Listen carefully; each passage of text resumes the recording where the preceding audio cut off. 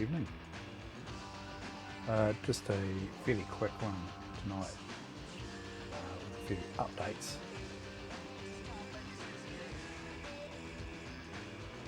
The Amiga A2500 that you can see right there. I've downgraded it. So effectively I want to try and give it the authentic out of the box feel. So, you know, basically how it would be if you walked into a shop and bought one back in the late 80s. 1989 I think these were released, and I thought, considering it's 1989 machine, it should have the version 1.3 ROMs on it, right? Downgrades. Yeah, how are you, Evil C? I'm going for that 1989 feel. So I ripped the 2.04 ROM out and I put a 1.3 ROM in.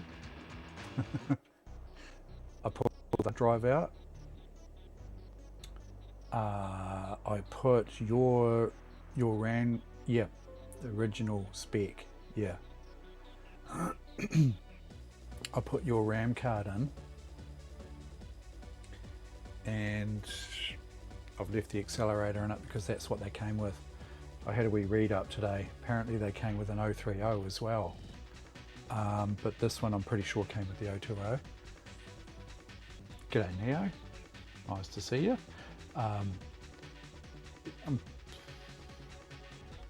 The UX version would be pretty awesome to have, but apparently they're like bloody rocking horse shit to find, so still quite keen to get a tape drive up and running, because apparently you have to stream the operating system installation from the tape drive. Yeah. So apparently they came with a tape drive, and you know, the Unix operating system, dual floppy. I guess you could buy a hard drive if you wanted it. Almost. Sneakily, I snuck that. I snuck that off another machine. It's not quite matching, but close enough. I may have the original one that came from there somewhere. I've got the faceplate. I've got a bunch of faceplates out in the garage. Couldn't be bothered going rummaging around. Yeah, although the one below it, yeah, definitely, that's quite yellow, this one. So I'm going for that old school feel. It would match, yeah, it probably would match the one below it, but I've got a CD-ROM in that one. I could put a CD-ROM in this one too. Once I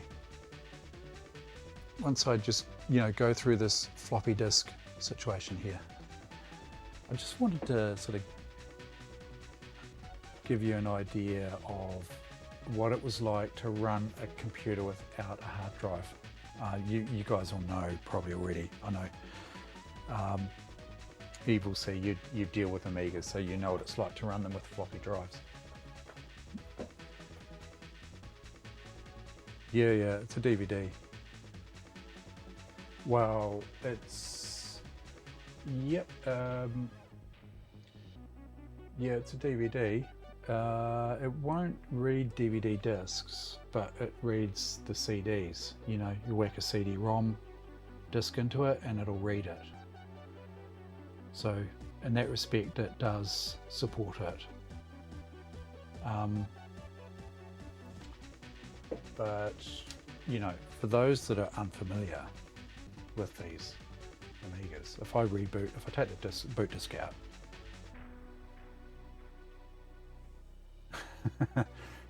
yeah, if I take the boot disc out and I reboot the computer, you get this familiar insert disc, right, that comes from the ROM. Some of the computers likes of the Amiga 3000, you needed to put a disk in to get to this point, right? So you'd need to basically boot the machine to get the ROM loaded from floppy, and then which was called a kickstart disk. And then that would bring you to this screen. This is all in ROM, right? So you get there straight away. No need for any kickstart disks. And then you insert your operating system. And we're running, this is Workbench 1.3, right? It's the original Commodore Workbench 1.3. So we'll boot that up. The big problem with a floppy based system, yep. So I think my 3000s, I've got two 3000s. I think both of them need the kickstart, so they must be early ones. I'm going to drag those down, have a wee play at some stage with those, but yeah. So you can see the operating system's booting up there. The problem with a floppy based system, I'll show you. I'll use a practical example.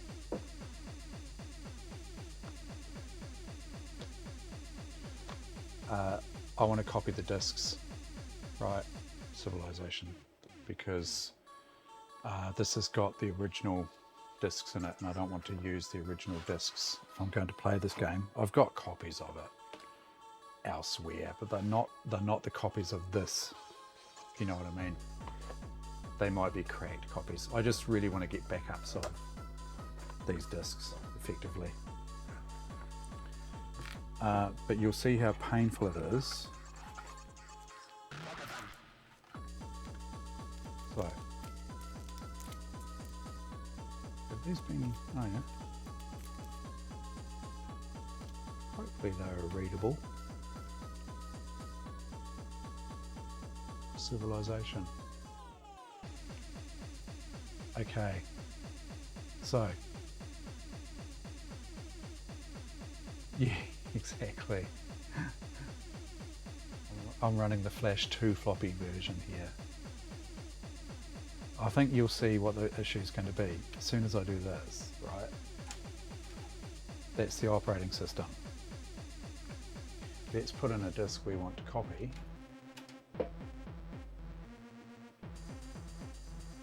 And then I'll put in a blank disk. Actually, probably before I go, I'm not sure what's on that disk. It could be a Workbench on that disk as well. It's quite possible. Yeah, it is. Before I go copying this disk, this Civilization disk, this is basically the second disk I put in. It just happens to be a copy of Workbench 1.3, which is not ideal. So if I go to format, basically it's initialize, right? I want to initialize this disk here, right? It can't find the format command, because the format command is on this floppy here, the operating system floppy, right? So I take Civilization out, put the operating system disk back in. That's what it's asking for there. Replace Workbench 1.3. Okay, and it's telling me that it's going to wipe this disk here.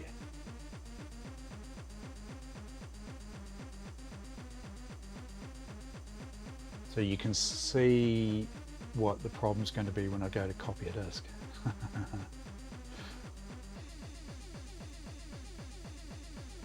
There is a solution for it.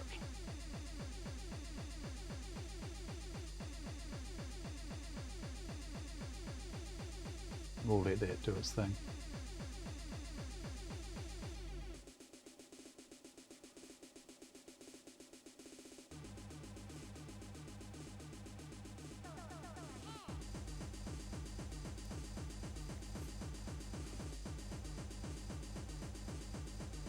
quite pleased to see that there was an Amiga 2500 in the collection when I picked this lot up, because you don't really see a lot of them around. You hardly ever see any of them advertised. In fact, you hardly ever see Amiga 2000s advertised these days too. You see them from time to time pop up on Trade Me, but you don't really see them that much anymore. And when they did pop up on Trade Me, say, I don't know, even 5-6 years ago, they weren't really getting a lot of money for them. And that's what I was saying last night, is the Amiga 2000 seem to be fairly underrated. But I suspect they've gone up in price a little bit. Not that that's really all that important to me. I'm just happy to have them. I'm not really looking at, you know, making huge amounts of money out of selling an Amiga collection. Right, you can see there. No, you can't. You can see there we've got an empty disk, right? And so if I want to copy my Civ disk, put in Civ, right?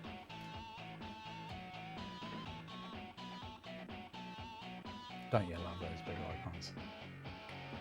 And if I want to copy this, I just basically drag and drop the Civ 1 there onto that empty disk. It's a bit hard to see because this Civilization disk is so massive. It won't let me do it. Not sure. I think maybe that's because the copy disk command is not available.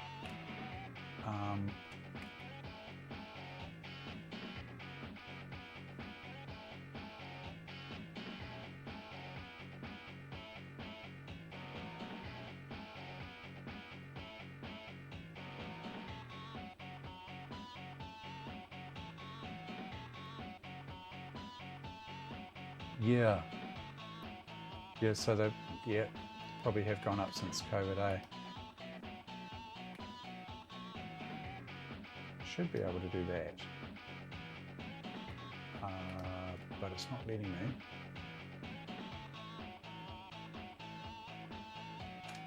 And that might be because, yeah, as I said before, the disk copy command is not available.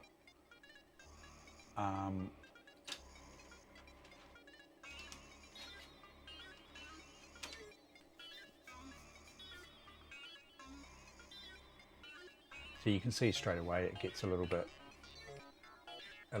hairy. I'm just going to write protect this disk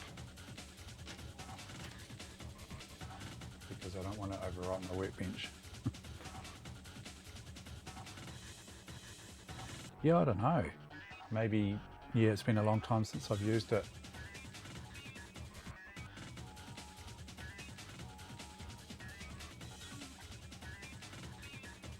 I'll tell you what I'll do. You're probably right, it doesn't support it. What I'll do is I'll open the shell, right? Was this seriously the only way you could copy a disk?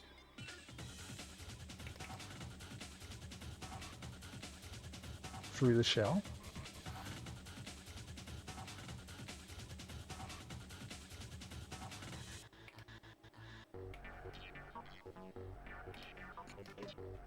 Right, now I'll take the workbench disk out. We'll put Civilization in where workbench was, and we'll put the empty disk. So Civilization is in DF0, and the target disk, the empty one, where I want to copy to, is DF1, right? Just remember that for the syntax, and it's this copy. DF0, which is Civilization disk, to use Xcopy, yeah, or do this. Xcopy probably wouldn't show the potential issues with running a floppy-based system like this. Using this as an example, DF1. I think that's the syntax. Just copy for.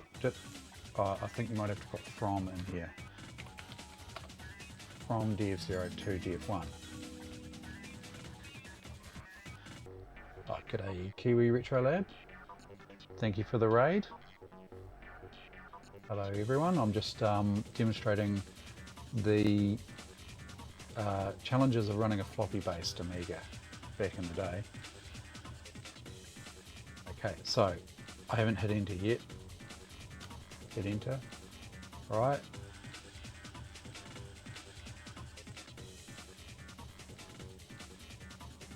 So you can see the problem. So what it has to do is I have to take this is the source disk, the disk I want to copy, whack in the workbench disk. It's got to load the disk copy routine, right? And then asks you to change disks again. Yeah, I know. It's slightly cheating, but it still shows it still shows what you've got to go through to copy a disk.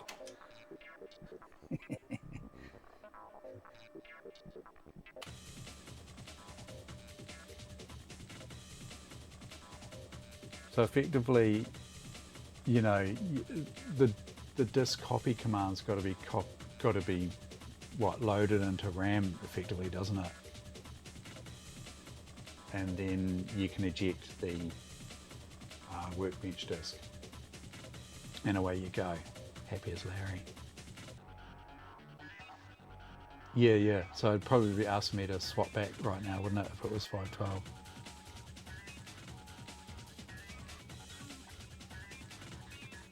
Oh, yeah. Handy.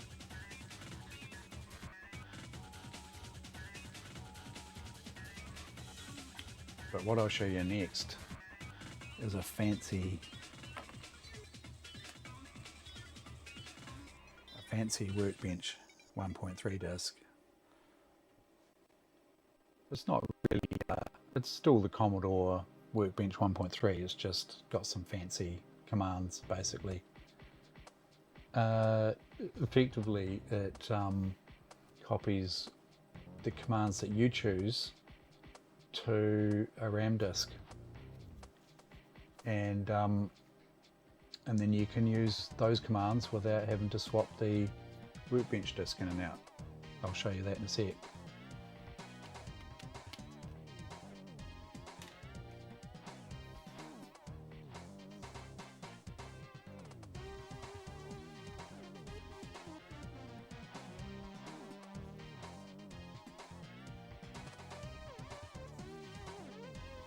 Thinking if have I got a computer that's only got 512K RAM? Oh, the Amiga 1000. 512. Yeah, half a meg. Yeah, the Amiga 1000 is half a mega RAM and one floppy drive. I could connect two up to it, but yeah, that would be a disk swapping nightmare.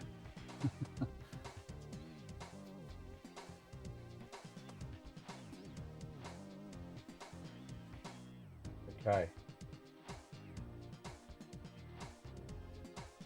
If I want to copy another disk, that's the copy. Civ 1. If I want to copy another disk, let's say I'll get the Civ disk B.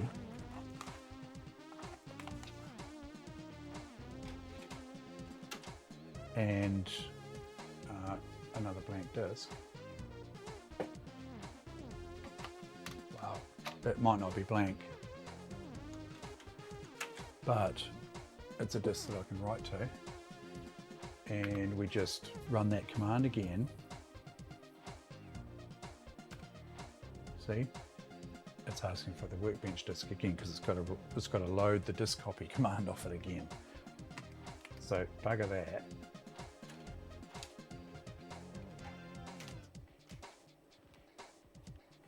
I'll boot from this one here.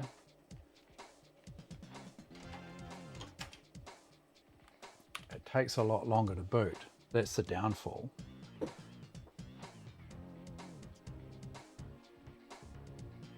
Yeah, it uses, so it came out with either an 020 accelerator or an 030 accelerator and some extra RAM, a 2 meg RAM expansion.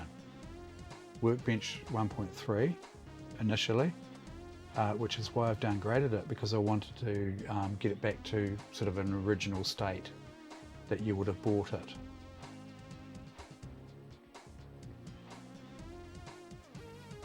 No, these are ECS. The hard drive apparently was optional. So there was an Amiga 2500 HD, but you could buy an Amiga 2500 with no hard drive. It was just as this one here is labeled this way.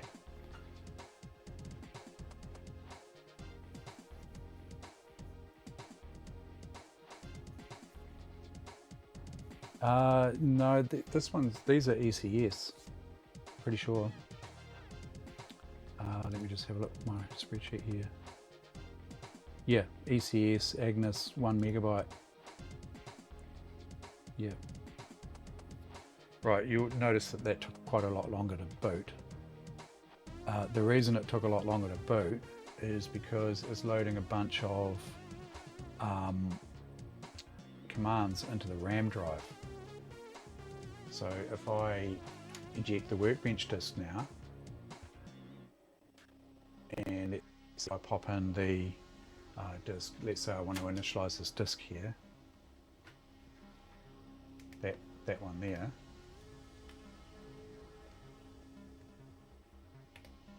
See, it didn't ask for the Workbench disk. Effectively, it's grabbing the format command and whatnot, whatever else you choose to put in from this RAM drive here. There's another one called a RAD, and that's the RAD drive. You can soft boot the computer and it retains all of the information in that RAD drive.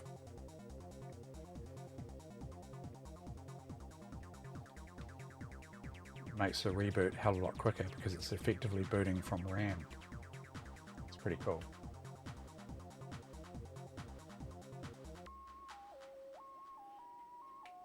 So in the RAM drive here, I've got the shell. I'm pretty sure. Yeah, see, I can just crank the shell up. I don't have a Workbench disk in this machine at the moment.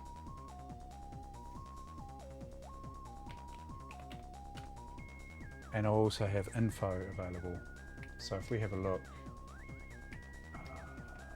maybe if we just have a look at RAM here.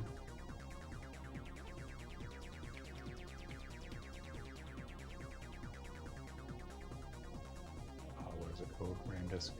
I haven't used 1.3 for a long time.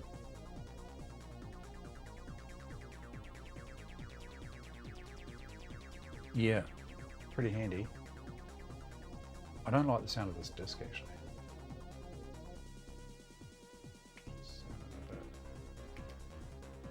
Sounding a bit janky.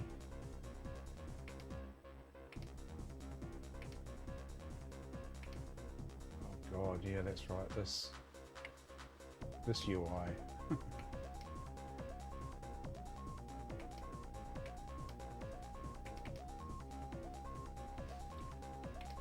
I don't actually trust that disk.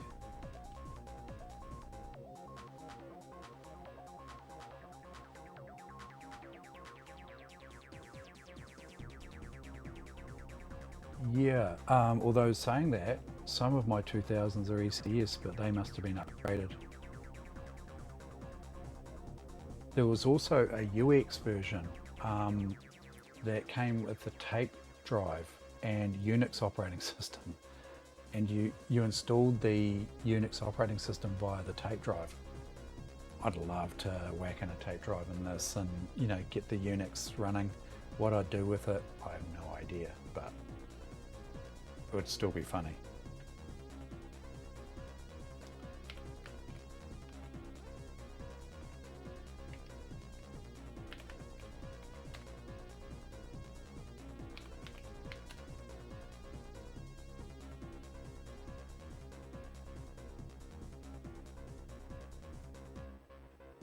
Ah, it's external. So what? It must have come with the hard drive card, eh?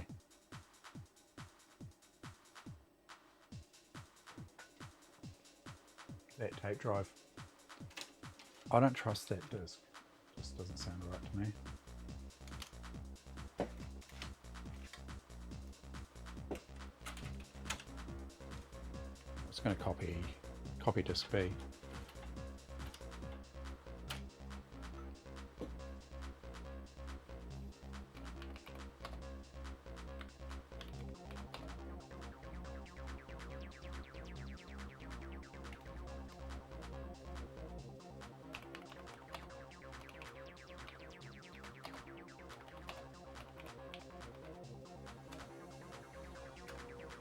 No disk swapping. Handy, eh? So that's quite a handy thing to have if you're running a floppy based system.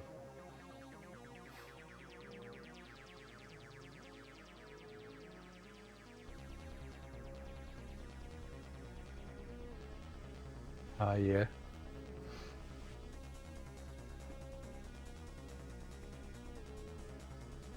What could we do? What could we do with Unix on one of these? This kickstart is 1.3. It did have 2.04 on it, but I wanted the 1.3 experience, so I downgraded it today, and I pulled the hard drive out.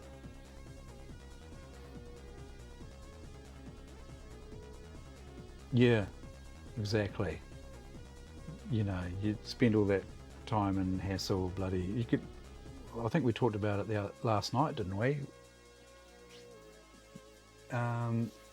We could hook a terminal up to it, couldn't we, and run some commands.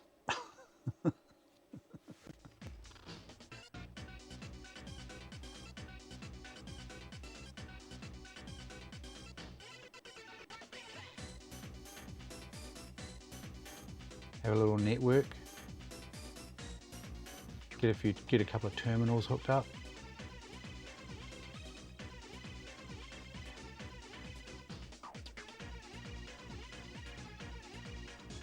Oh, I don't like the sound of that disc either.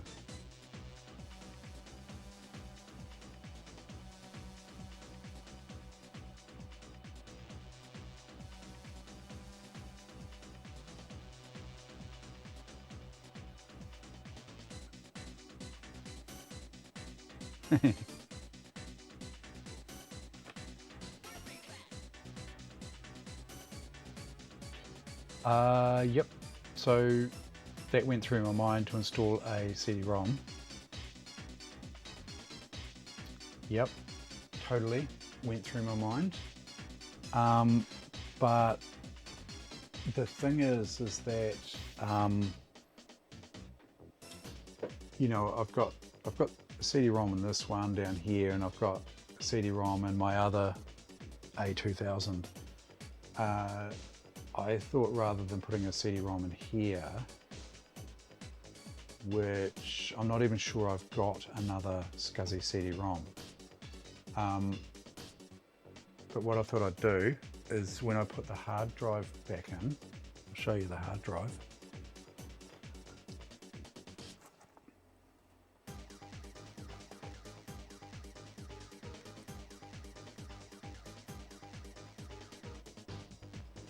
This is the A2500.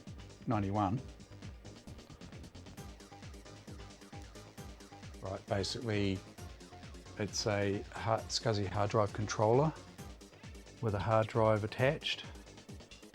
Basically you just bolt your hard drive on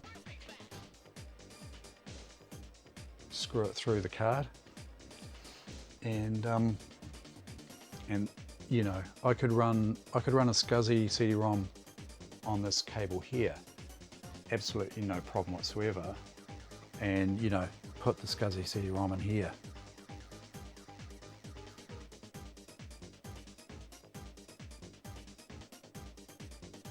I reckon we should have a wee play with that if I get that. I found another tape drive, which I think is in potentially working condition. I need to really put a bit of time into it.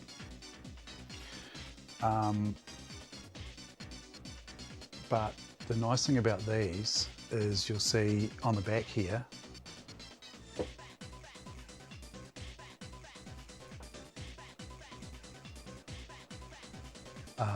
external 50-pin SCSI. So I can do with this machine, if I put that in here, which is what I'm going to do. I really just pulled this out today because I wanted to mess around with the floppy disk system. But when I put that back in and run an external SCSI CD-ROM drive, of which I have three options, right? I could use the 5-disc changer.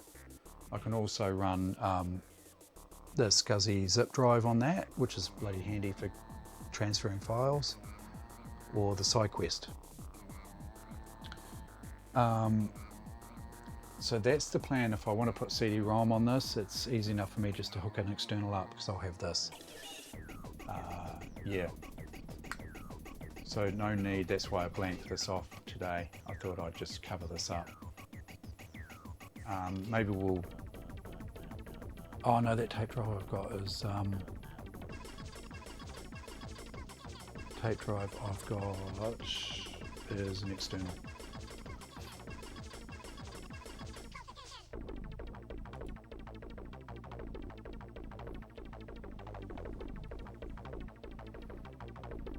But yeah, actually,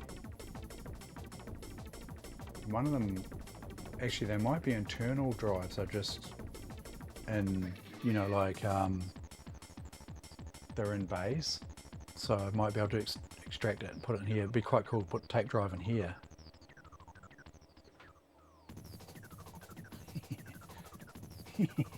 Yeah, cheap viewers. So that's the hard drive.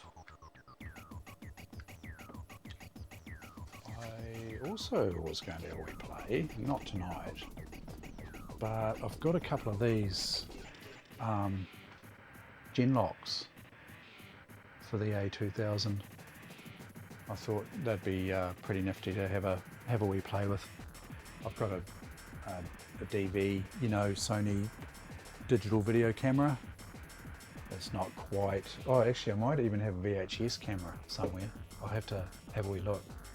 I was thinking about doing some VHS recordings and then, you know, dumping them into the Amiga. I picked up a big haul of Amiga stuff probably about 8 years ago. A couple of carloads of it. So yeah, stuff just sort of keeps coming out of the woodwork. Yeah.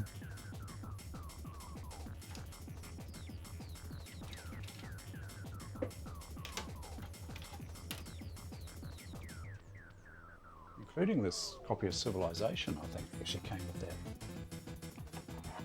that lot. I'm just going to go through and carry on backing up this sieve while I've got it out.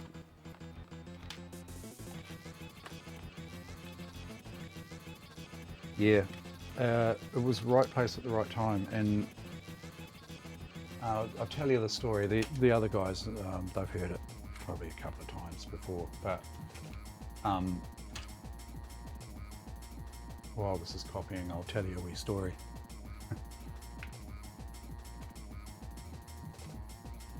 There was a guy in the local area, he was selling a CD32. I was desperate to get a CD32.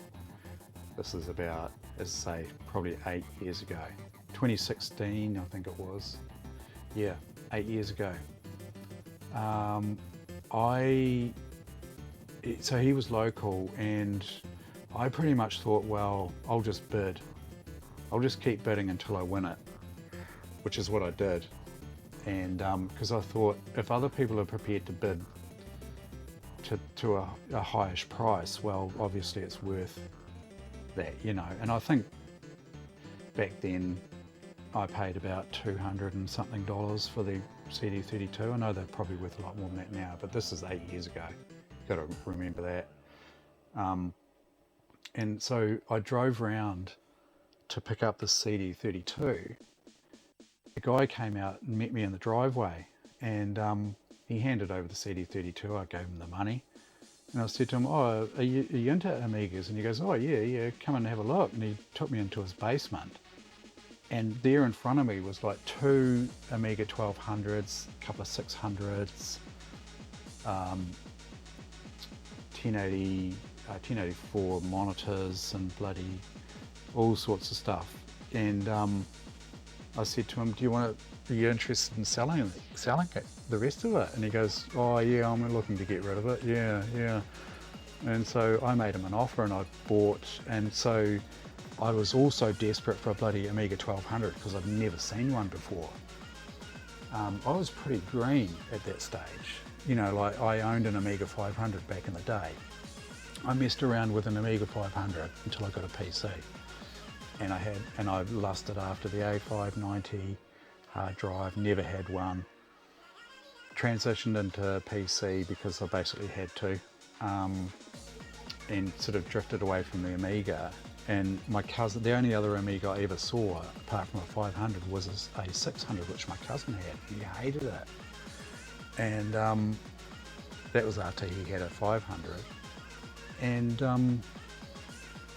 anyway, I didn't even really know what an Amiga 1200 was, but then I started sort of watching YouTube videos and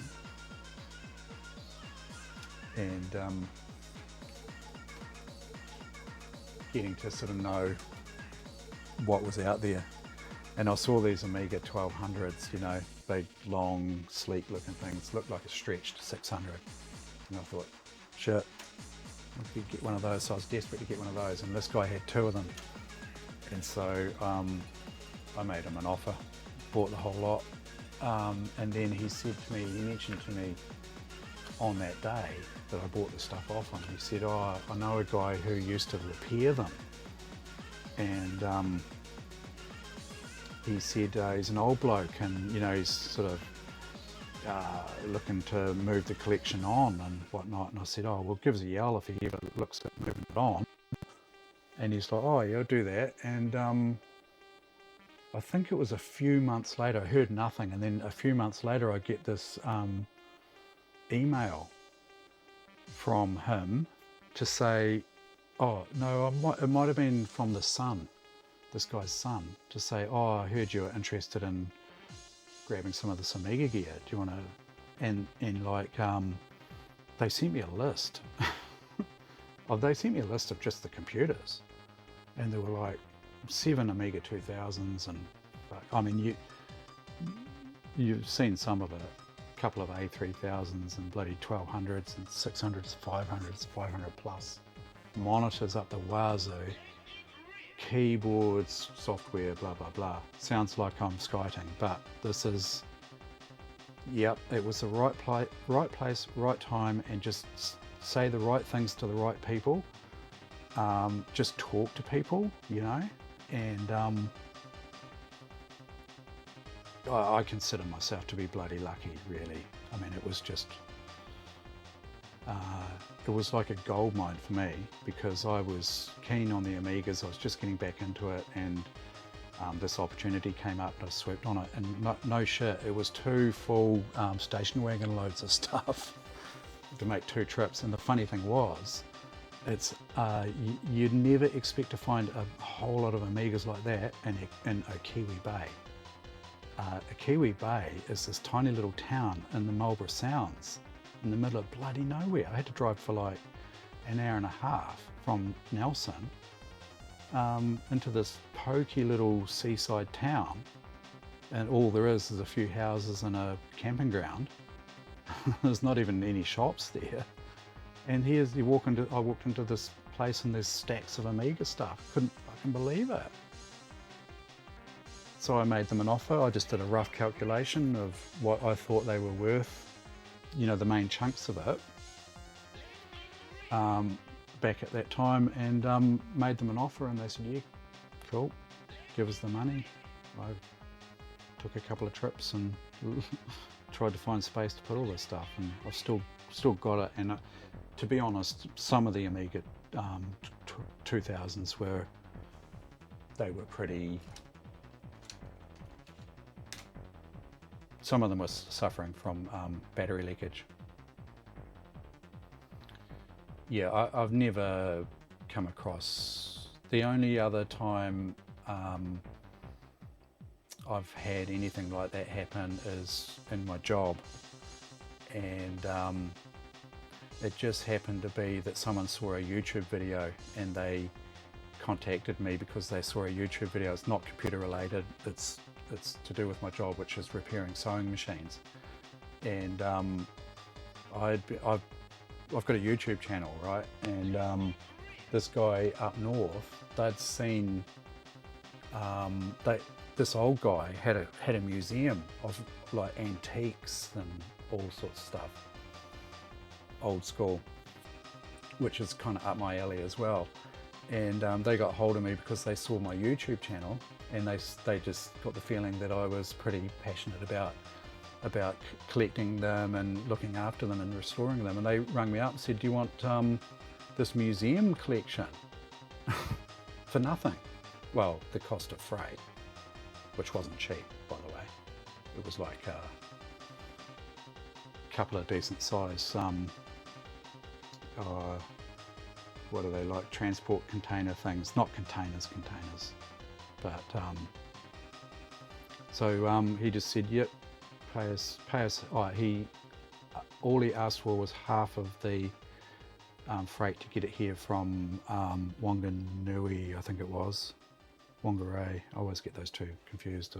Whangarei, I think it might have been, the ones further down south on the North Island, and they just packed the whole lot up, sent the whole lot to me. I had room for that as well.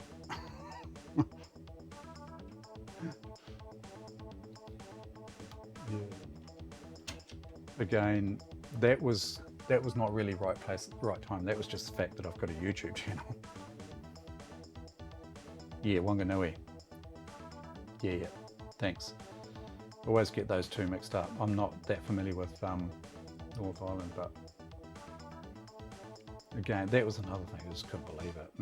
And all these bloody antique machines turned up, you know? But far out. Couldn't believe it. And I bought, I sold a little bit of stuff. I sold a 1200, and I gave away a little bit of stuff to some of the guys on AMIGAugust and whatnot.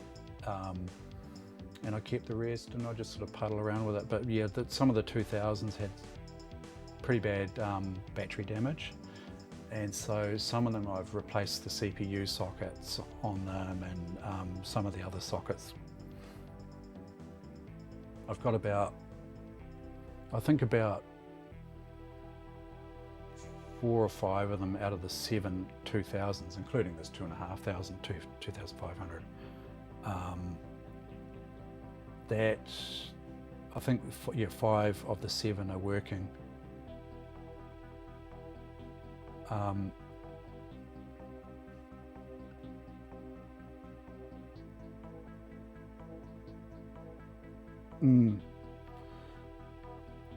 Yeah, that's the problem, is the storage. Yeah.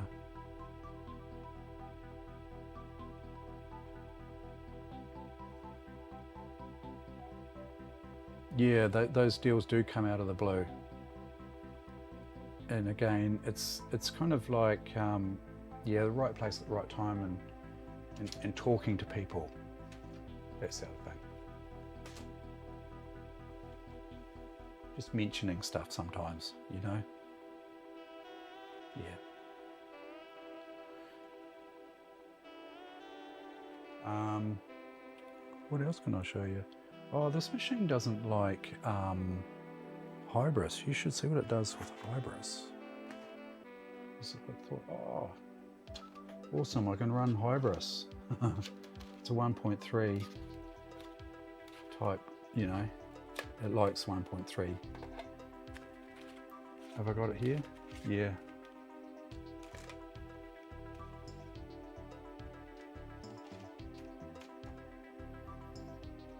I'm pretty much done showing you that copy process. It's not overly exciting. Actually, I don't think Hybris will run.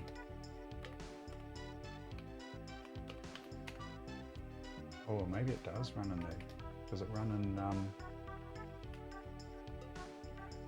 I have to boot it.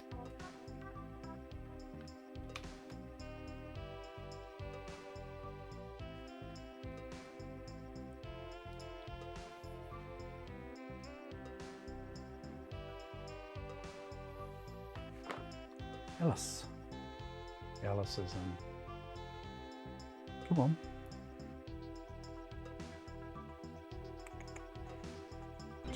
She's trying to climb through. Alice is trying to climb through the open drive bay slot on one of the A2500s. What are you doing? Come on. Come on. Ah, she's gone a bit shy.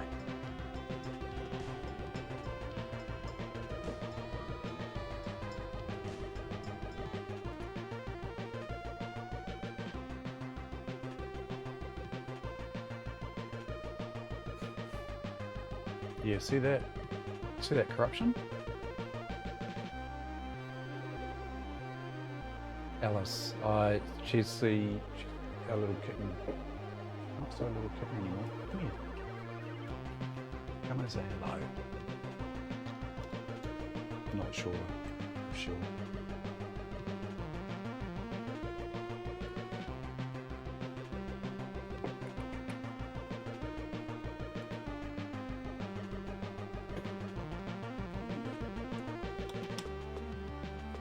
Are you shy? Are you shy? Ooh. Meet Alice.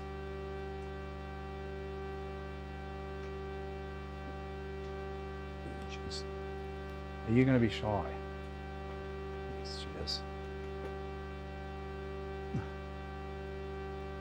Yeah, look at that. Hybris is just locked up now.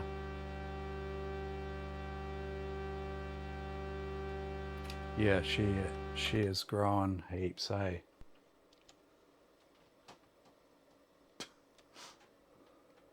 What are you up to?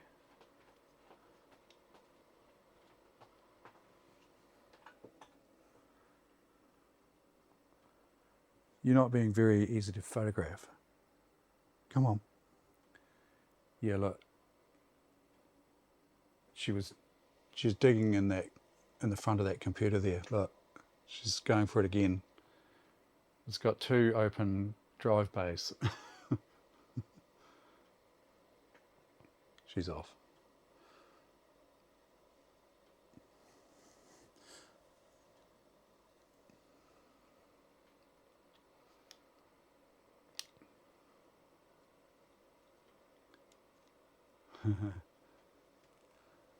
Yeah. I'm wondering if that Hybris issue is just because this has got an accelerator in it. What's your thoughts on that? I mean, I'm not sure I can be bothered pulling the accelerator out to prove a point.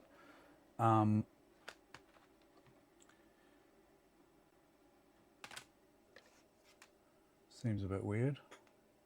Deluxe Gallagher won't boot either, which I was disappointed about, because that I have a lot of fun with. Gods runs, Railroad Tycoon runs.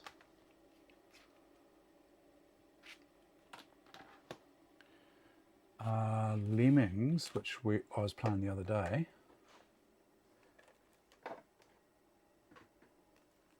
I don't think runs.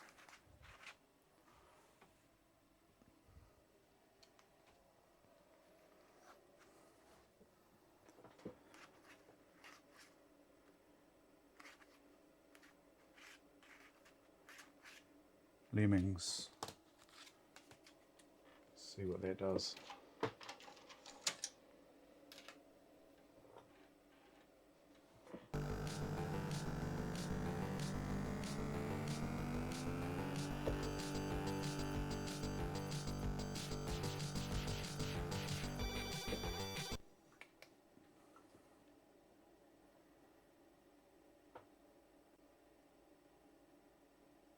Yeah, I wonder if it's that, eh? Is there any way to disable the cache? Actually, can't I boot the machine? And I think if I hold down both mouse buttons, doesn't it let me disable the O20? Trying to remember now, it's been a while.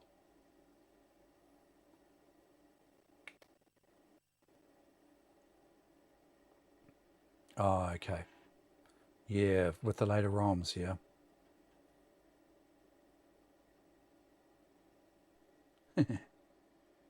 Yeah, so it basically just reboots. It doesn't like that at all.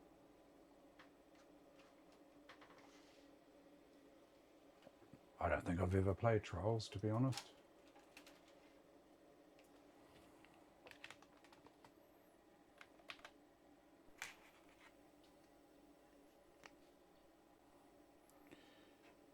What about, oh no, it's more Lemmings. Let's see if that one will run.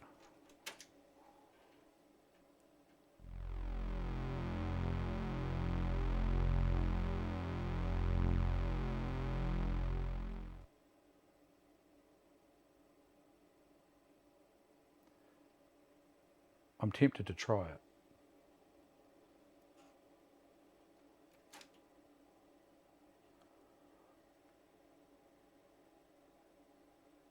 Ah, I've got Oscar for the CD32. I've only ever really just had a quick look at it. I haven't played it.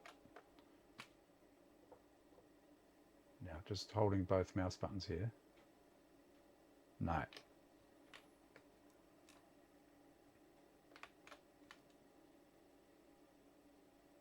There we go. Hold the right mouse button. Let's see if Hybris runs.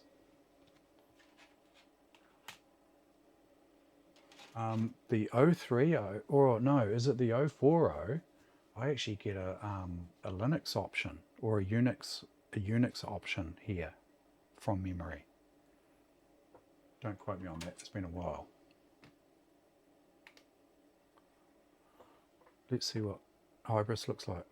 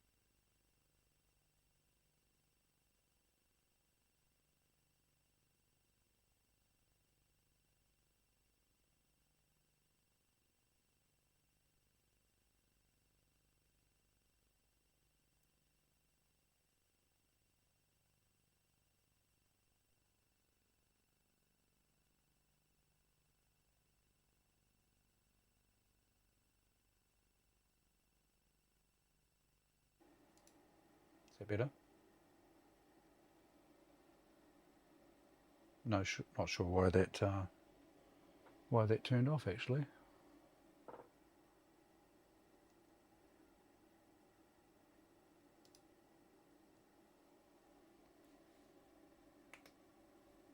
Let's see if it is good.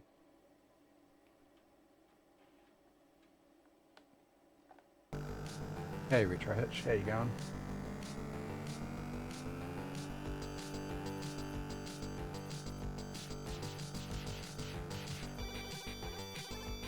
Oh crap, I muted the mic before and didn't unmute it, did I? Sorry, I probably talking to myself probably.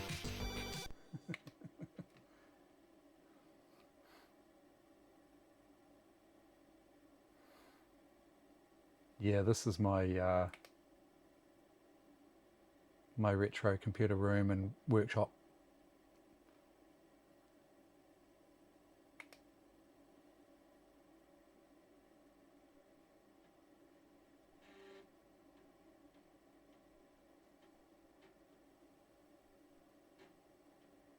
Look at that, it's working. Expansion RAM detected.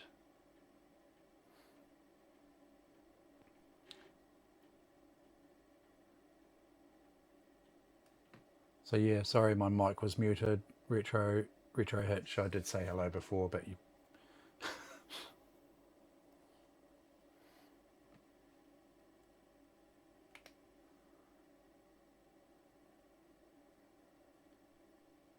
yeah. Yeah, WHD load makes things a hell of a lot easier, doesn't it? Sometimes I like to just grab the floppy disks though and do it the old way. I don't know.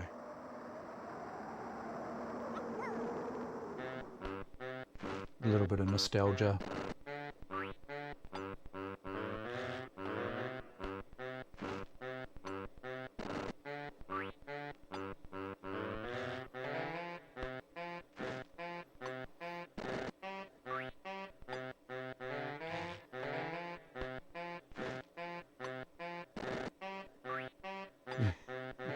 Yeah, it was pretty quiet during gameplay.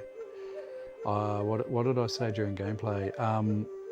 I enjoy some shoot 'em ups that. Oh, look at this.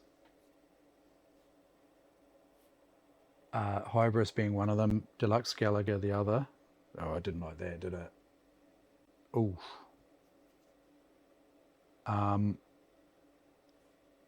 Yeah. And I used to really enjoy Vesuvius. Xevious at the arcades, showing my age. I used to do quite well in that one.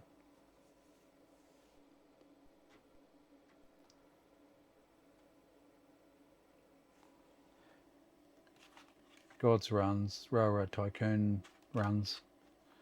That's just a little selection of games that I have out. What else do I have here? I've got a bunch of Lemmings. Yeah, classic girl, right?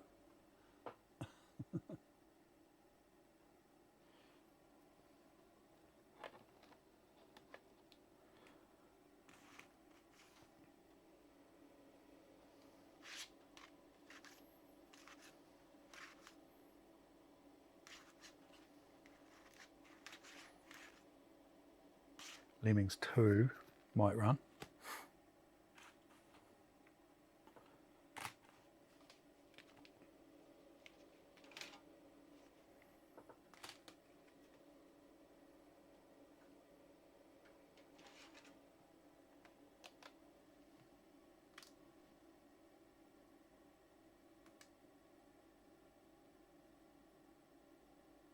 Yeah, I've got one. It's up there.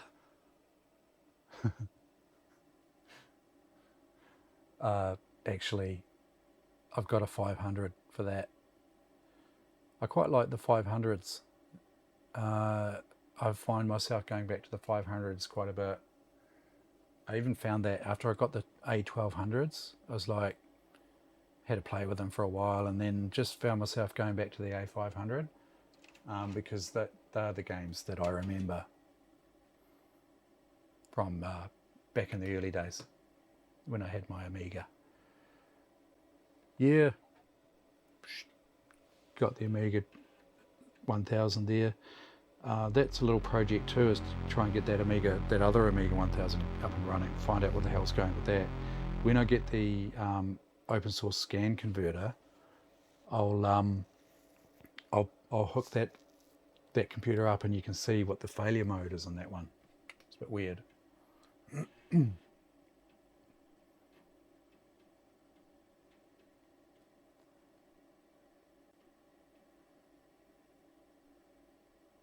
Yeah, the 500 is just a classic, absolute classic.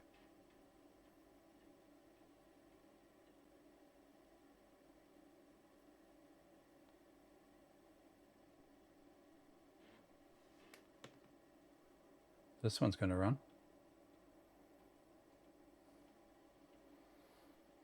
I wonder if even disabling the accelerator, you know, on startup like that, with that Lemmings 1 issue, whether it's just something to do with the RAM or something on the accelerator as well. I don't know.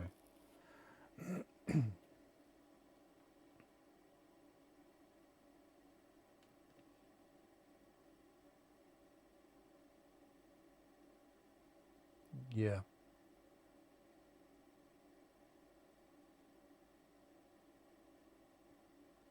Right. Yeah, yeah.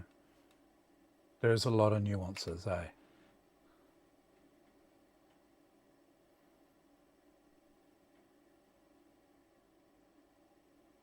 This is going to run. I won't play this because I played it the other night up to that one level I couldn't figure out. Tonight's not really about playing games, really. It's about this Amiga 2500, messing around with it, see what's going to run, what's not going to.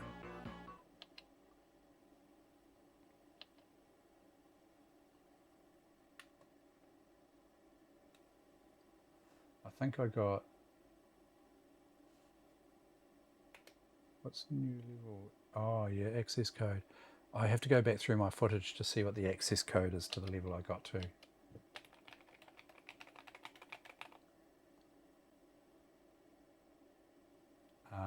I also started playing Lemmings 1 as well, so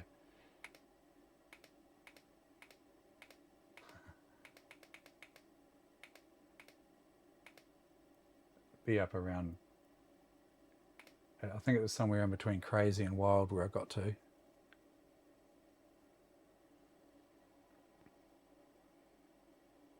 Yeah. Yep. That's what I had back in the day, was just the 500 with a mega RAM, an extra floppy, and that bloody adapter to break out the RGB. What was that adapter called? The A520, was it? And it gave you, was it composite, but only in black and white, and RF, the A520 modulator. Was the yeah, I used to use that. It's all I had because I didn't have a monitor. All I had was a TV. So I'm pretty sure I used my Amiga 500 via RF.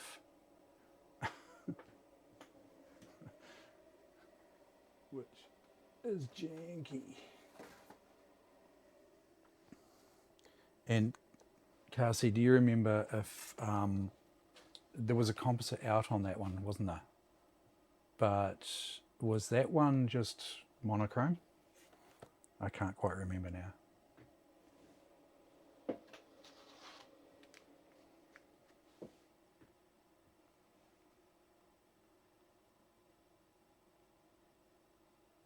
Oh yeah, I've heard you tell that story before about that. So pleased that she sorted that issue. Oh, okay, so the 520 was color composite. Maybe that's how I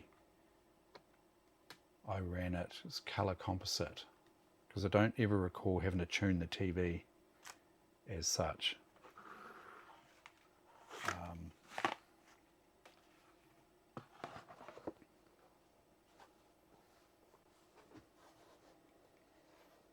Oh yeah. Nice. God, please you didn't get the Mac. Hey, what would you have got? What would it have been? Nothing against the Mac or anything. I don't want to offend anyone. I'm just saying, you know, you're right into your Amigas, and geez, we might not have you around here if it wasn't for the Amiga. You might be on some other bloody channel somewhere, Carsey, some Mac channel.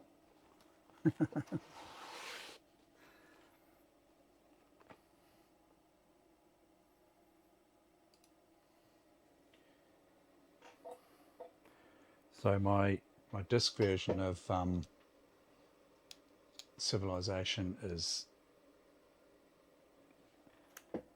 not 100%.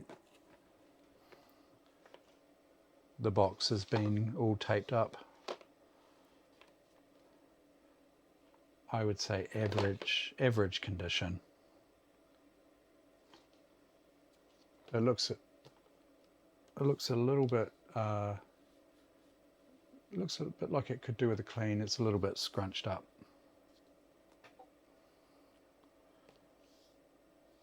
Bit scrunched up there. A little bit of tape here. A little bit worn. Yeah. Yeah, I've got this is the CD version.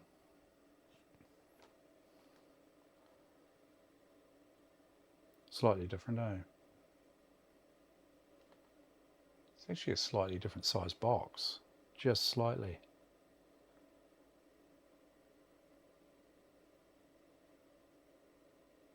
Same artwork.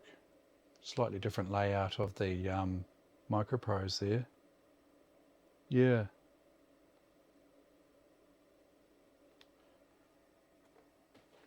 Yeah, acid software. That could do with a little bit of a clean up too. It's not too bad.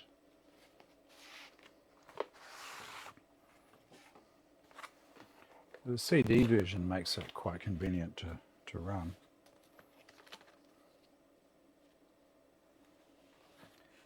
This one's actually got the manual and the chart and things like that. Pretty handy. Pretty handy.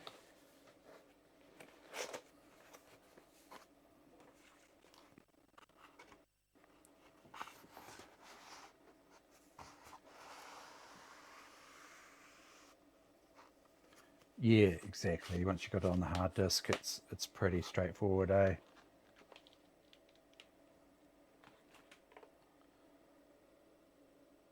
One meg required. Mouse recommended. I don't know what it'd be like to play without a mouse.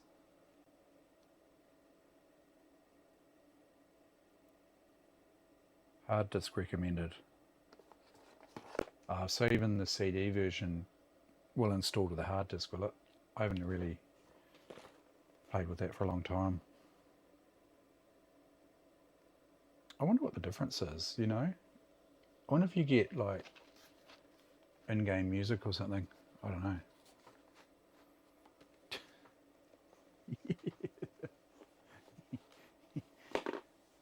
Did you have a second disk drive for your original A500?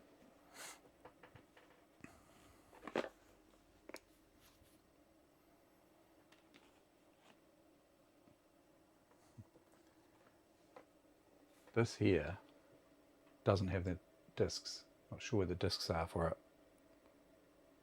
Oh god, yeah, that's going to be painful. One disk drive, eh? This one is Amiga 500, 1000 and 2000. Mouse requires kickstart 1.2 or higher. Pictionary.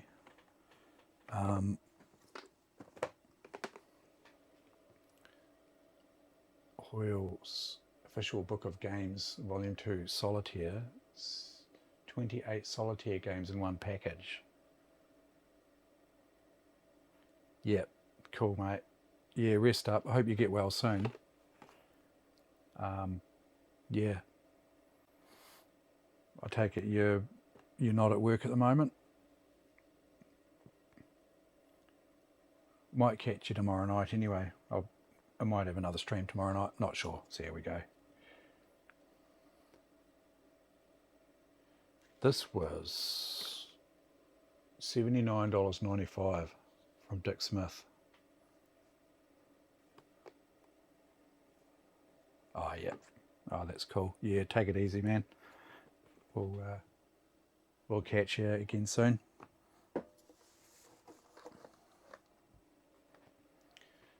Fantastic Worlds. Amiga 500, 500 plus 600, 1000, 2000. Required kickstart 1.2 or 1.3. It's interesting that that runs on a 600.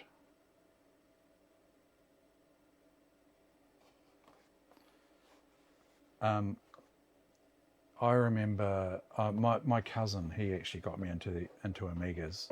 I had a Spectrum. No, I had a Dick Smith Wizard. And my cousin had a 500. And I took one look at that 500, and that was it.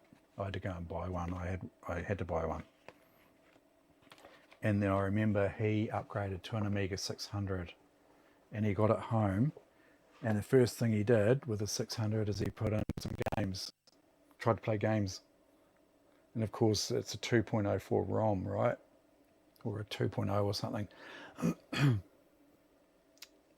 Probably similar issues to what I was having just before with this, like Hybris and other games that just won't even boot. He had problems like that. He was furious. Absolutely furious. He did not like that 600. That 600 didn't stick around for long. I could see, that'd just be so frustrating.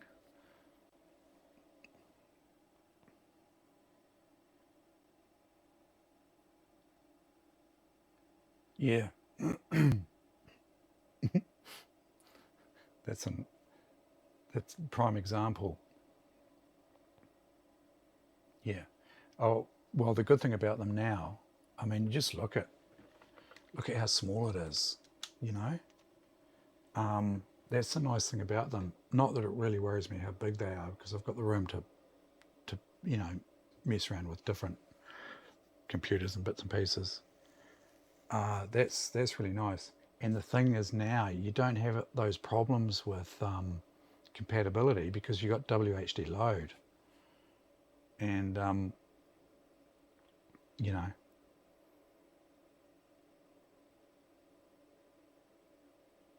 I'm trying to remember what wouldn't run specifically that he had trouble with. But I know that there was game after game. On that night, he had this brand new 600, and there was just game after game that he was trying to get to load, and it just wouldn't do it. So, yeah, must have just been a certain set of games that he had that, and geez, yeah, he was not a happy camper.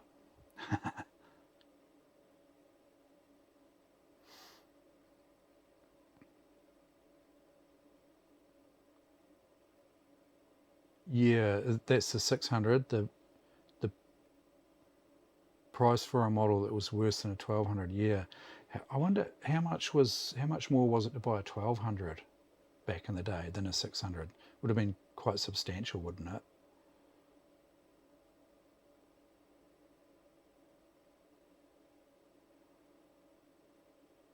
No, I think it was to do with the ROM, the later ROM, and I might be remembering it wrong. Maybe it was just one of his favourite games. It might have just been one game that upset him because he couldn't load it. couldn't play it. And he'd traded his A500, so the A500 was gone. Brand new 600, didn't load his favourite game.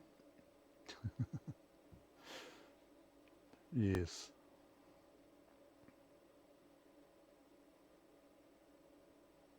The 1200 was price matched. Bloody hell.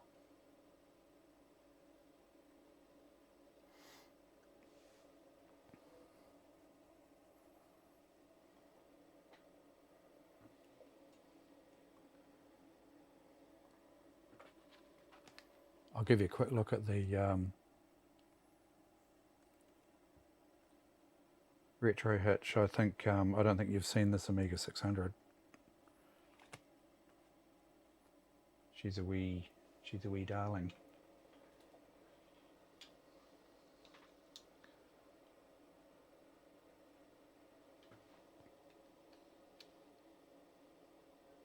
Don't be shocked. Don't be shocked at at what you see. It's not as bad as it looks.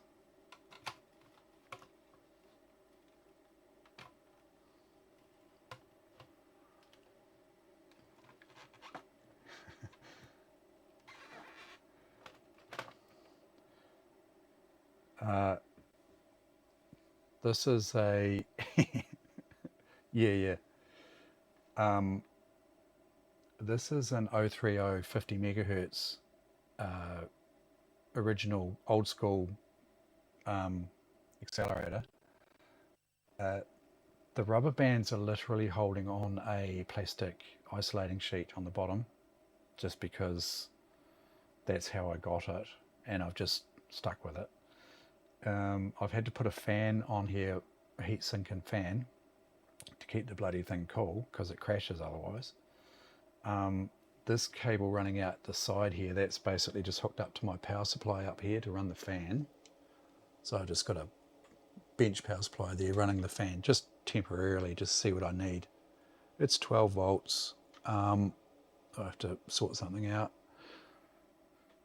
And this other wire here is a temperature probe for my multimeter, so I could keep an eye on, the temperature. And it's the temperature probe's jammed in between the fan and the heatsink there, and when it gets up to about 55, so it's measuring on the outside of this heatsink, it gets up to about 55, if I'm stressing it, it'll crash. But bearing in mind that 55 out here could well be a lot higher down at the core. Yeah, it could be. I would like to, I want to close the lid properly, because this holds the lid up, the bottom of the keyboard. It holds this up, so there's a gap. I can't close this top section.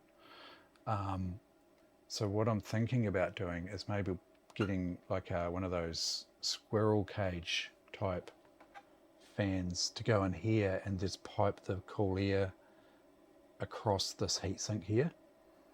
And that way I might be able to actually close the lid. Not quite 100% sure what I'll do with this. It's sort of just wanting to pop out the side of the machine. But if I take that fan off, I might actually be able to flip this over. That's compact flash. Do that. Now I've got a squirrel SCSI adapter plugged in, and that's running this CD-ROM over here. Yeah, it's a nice wee machine. In fact, I've been doing some benchmarks. I'll just show this. I'm going to head off soon, but I'll just show you this benchmark spreadsheet I've got here.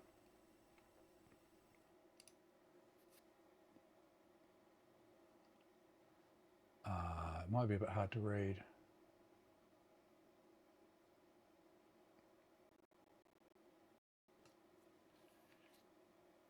Yeah, I'd hate to know what some of this stuff would have been worth. You might have a bit of trouble reading this, but that's my A600 there, with the 030 at 50 megahertz, and this is just sysinfo, right? So it's not scientific or anything like that. It's just rough, and it's measuring the dry stones. 9277, and the fastest I've got is over here.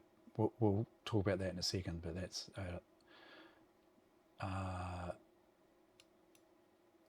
and my fastest A1200 with the Blizzard 1230 running at 50 megahertz is faster than that.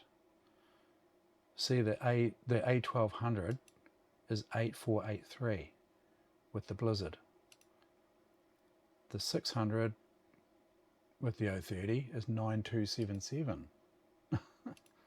Go figure. Same processor, same speed, same amount of... Oh, I wonder if it's to do with the fast RAM. 8 megs of fast RAM. I thought my I thought this A1200 had fast RAM in it. I'll have to recheck that. Anyway, that little A600 is pretty quick. And so it's the second quickest computer I've got of Amiga. The beast is the 04033, and that does 23,607. That thing rips along. Yeah, that's nice.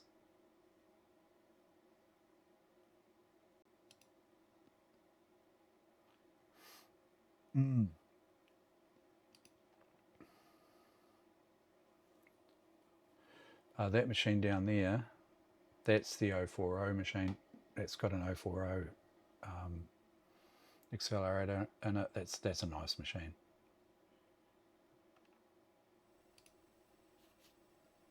Yeah. Yep. I enjoy mucking around with it. I was just thinking, it's nearly the end of the month, right? And I'm doing this for AMIGAugust, but I've got the bug so badly with the Amigas at the moment that I'm just going to carry on right through September probably. I've just got little projects that I want to finish off. I'm not sure if Neo's still here, but he was mentioning that one of my computers, it was sitting in this posi here. It was sitting here.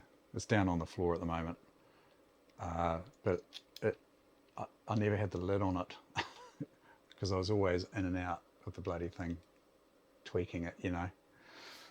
And so I finally got, well, this is another machine, but it's got the lid on it. Yeah, I think I enjoy doing the Amiga streams. I enjoy doing the PC ones too, though, to be honest. And I've got a little bit of stuff to do on the PC. I've got those graphics cards that I want to test. So I might just sort of intersperse a little bit of PC through some Amiga stuff. But yeah, pretty obsessed with the Amigas at the moment. Yeah. They're just so cool. Yeah. Anyway, it's getting close to my bedtime. Is there anyone we can raid?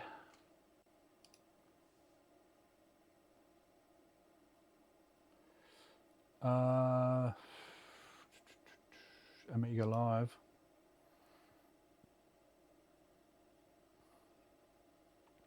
Let's raid Amiga Live, eh?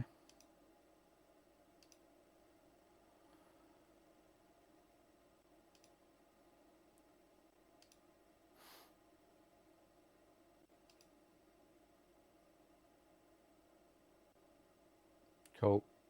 Oh, thanks very much. I might be on again tomorrow night. See how I go.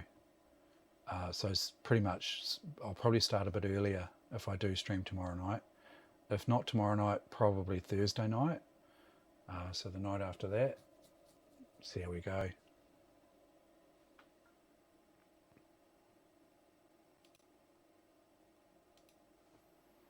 Thanks for coming along.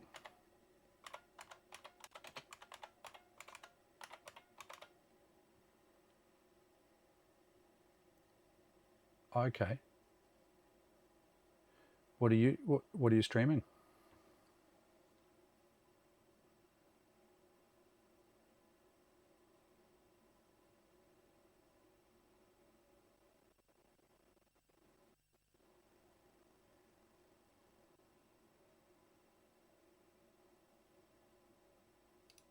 Oh yeah.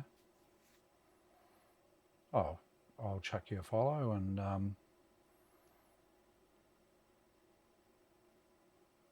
oh yeah. Are you in the UK though? Did I see you say it? Yeah, I like the real hardware too. Norway, okay.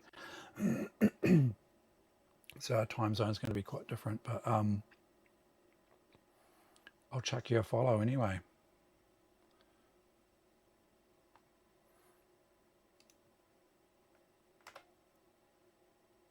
Okay, guys, thanks a lot. Good to see you, Evil C, Neo, Retro Hitch. Thanks for calling along. Keep me company. I was ready to mega live now. Okay. Cheers, guys. Catch you later on.